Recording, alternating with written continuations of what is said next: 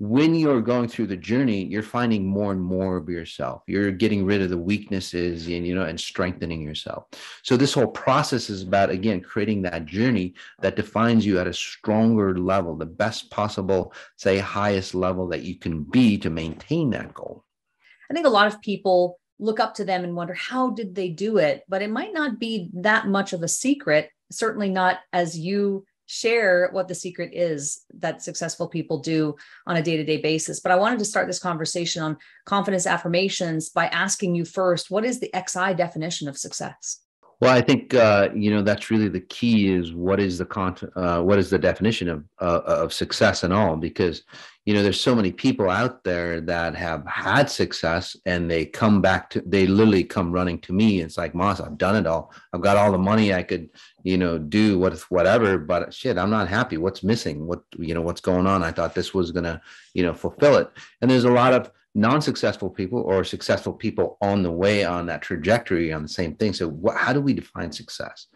So XI success is literally what's called spherical success, where all aspects of your life, it is a sphere, not circular, not 360 degrees of success, but spherical, which is very important because all aspects of your life get touched. When one aspect of your life is really good, the other aspects of your life is really, really good. So again, you're firing on all cylinders, let's say, and you're at your peak performance. Most individuals, contemporary definitions of success is like, well, I'm successful here, I'm successful in this business, but my marriage sucks, my kids are still alcoholic, or I'm dying because of I've worked my ass off, and I've literally burned myself out. For women especially, it's like, Moss, I'm successful, everybody thinks I'm successful, we do billion-dollar trades, but it's like, I don't feel like a woman anymore. So is that the kind of definition of success that you're really looking for, or that spherical success that I really talked about, where all aspects of you are complete, including your innate human self, just being human, just enjoying the fact that you're human without having that driving force to keep you going and going. So, well, one of the things I think we often hear too, if we want to be successful, is that we can repeat mantras or affirmations to ourselves. And there may be some truth that I know that in the XI philosophy, it's not just about repeating words for the sake of repeating words. It's deeper than that. So let's just talk about affirmations and how you view the use of affirmations in order to go down the path of being spherically, as you put it, successful. So, affirmations is really interesting, and, we have New Year's, resolutions that fail. Again, over 90% of New Year's resolutions by the end of January, or close to the end of January, over 90%. And that's a safe figure. I think it's actually more, why do those affirmations fail? We set goals and we never reach them. We define them. We do all the checklist things that all the leaders think that, is really needed to fulfill goals. But then, your goals never get met. Why is that? Or you get a goal, which is probably, I don't know if it's worse, but you achieve a goal and then you go, shit, what happened? I'm not happy. What gives? I spent all my time and then this is what I get. You're not even happy with the goal. There's a lot of entertainers, by the way, that end their lives because of this one reason. It's like stardom and fame is gonna like solve everything, but it didn't really solve the bottom line solution. So you want to really set goals or have affirmations, underlying reasons on why you want to, say, achieve the goals that you want to achieve. That's exactly what we're going to talk about today is under the realm of, again, the XI definition of an affirmation is frankly probably more of a deep-seated reason or for wanting to have that specific thing. Like there's more to it. It's not just about saying the words and thinking that your life is going to be successful. It's deeper than that. And obviously people can dive more into the XI world and understand better how to do that. But we're going to talk about it today from the perspective of a thought process or not I'd say a mantra, but a strategy, frankly, probably more of a strategic look at what are 3 confidence affirmations of looking at success that we can, use so that would lead us down that path. Right. And what we're going to talk about is so different than what most people utilize, or what most people, even successful people, think that works. There's much deeper science behind it, and that's what we're going to get into. And that's this topic really, really excites me. So I'm raring to go. You can ask me anything you want, and we can change the dynamics of how people become successful, and they can actually enjoy the process. That's one key. Who right? knew that you could actually enjoy the path and the journey? Like that's amazing. Absolutely.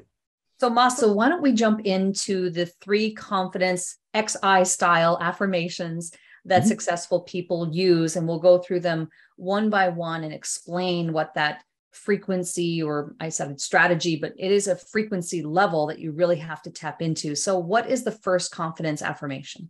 Well, the first confidence affirmation or frequency that people resonate with, or people have, okay, it's part of their character, if you want to call it that, is that they have an internal reference point on what success is. So what that means is that, they're outward. So highly successful individuals, they know, or they have a feeling of success without the success already there for them. So that's what's really key. Having an internal reference point, which allows us to really expand who we are. So the journey becomes really beneficial for us, right? Because a lot of times, we always go, the journey was more fun than the goal, the achievement of the goal. The reason why that is, if you've ever wondered, is because when you're going through the journey, you're finding more and more of yourself. You're getting rid of the weaknesses and strengthening yourself. So this whole process is about, again, creating that journey that defines you at a stronger level, the best possible, say, highest level that you can be to maintain that goal. Okay. And then when you do that, your achievement of the goal becomes, the trophy. And it creates an effervescence in you, and that effervescence lingers, and it expands you to higher dimensions of yourself, and it also expands you to higher possibilities of yourself. Most people who achieve a goal from an external reference point, they go, okay, I'll just put another, notch on my belt here on what I succeeded. I'm just going to go to the next one. Because again, they don't feel that fulfillment. So internal reference points allows you to, again, create a grandness within you even before you achieve the goal. And to put a little science into it, because exponential intelligence is all about quantum neuroscience. Albert Einstein said, now, if you can, say, resonate with a certain frequency and keep it, there's no way in hell that you won't achieve that frequency, or that frequency won't come into your life. So Moss, it sounds like you're talking about belief system. Is it the same as belief? Is it really something that, in order to have an internal reference point of success, that you have to just internally and within your soul and within your spirit believe without a shadow of a doubt that you are already successful, and then you're just following the path to achieve it by going through the motions? So your believability, where does that come from? Is it a psychological believability? Because we have to define, like, well, if I just believe and I keep saying that I'm going to believe in this and I am this, it's going to happen. Well, maybe, but it's a long haul, when you do that. But highly successful individuals, or the super successful individuals, they don't operate from the level where they are. They don't operate, again, from, say, the level of lack where they are. They're operating from a reality or a consciousness that already exists where they are successful. So how do you reach that, or how do you change that? So when you believe in that reality that is real for you, it's probably more real than where you are today, okay? Because you're always supposed to be in, say, completeness. If you can believe that that reality is more real than the current reality that exists in lack, okay? Both realities are real.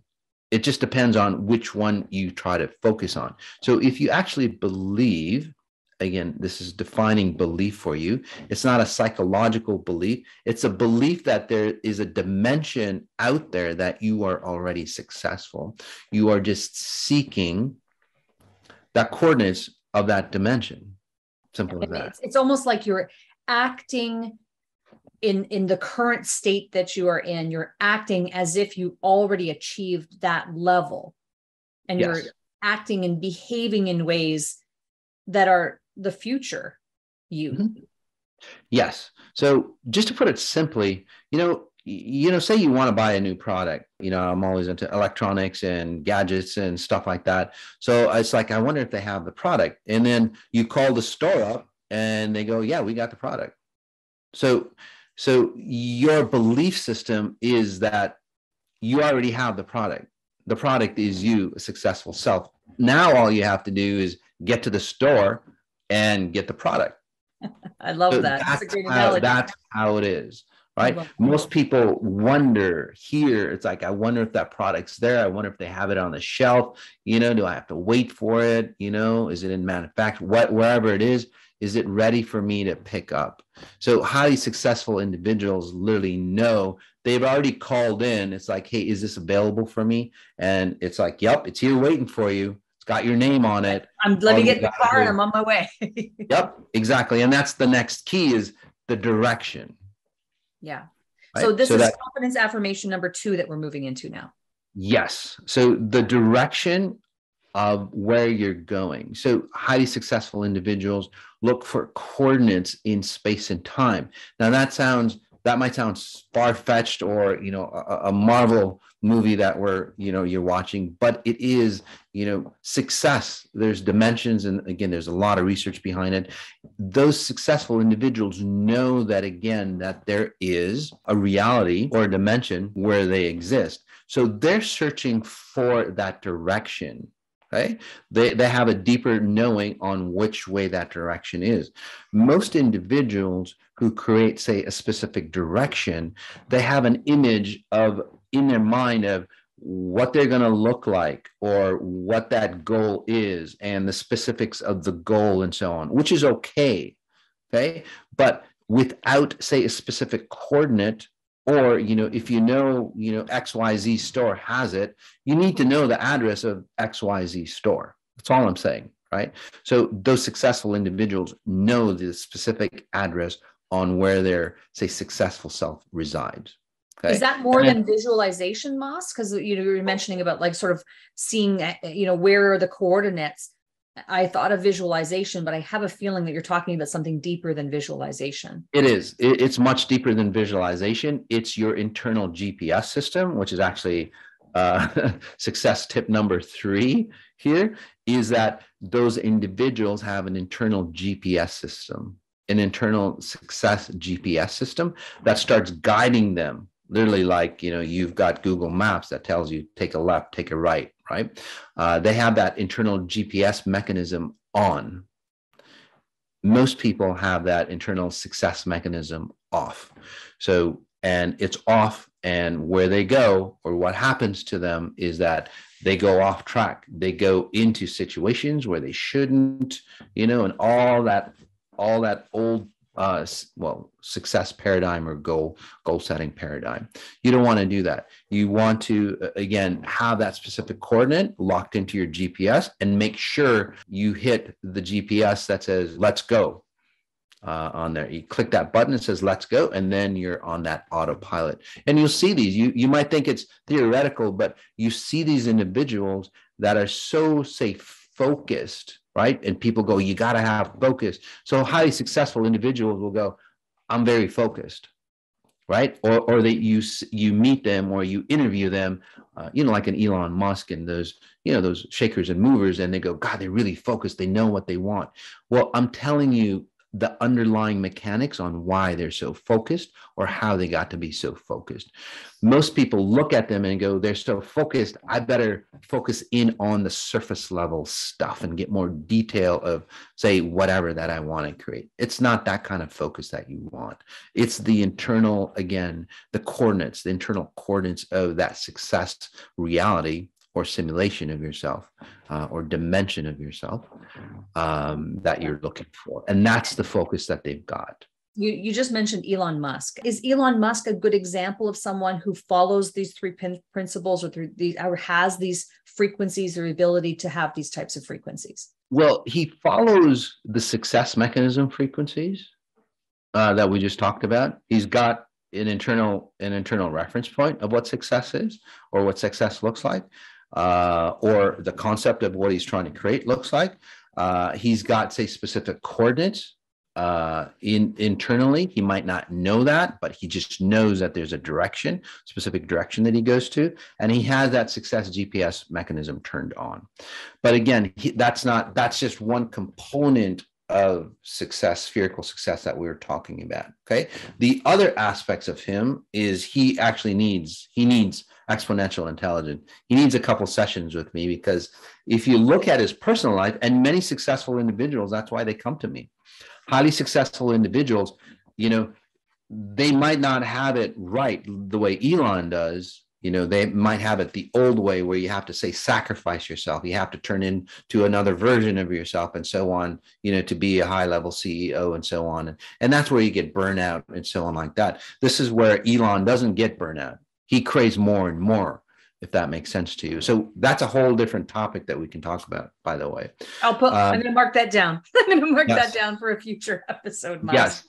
But are there other examples? Are there examples of other successful people who do follow these, or have these frequencies built into themselves? I mean, I may be putting you on the spot, but are there other people that we can look to who have these types of characteristics or frequencies dialed in? Maybe Elon is one of them.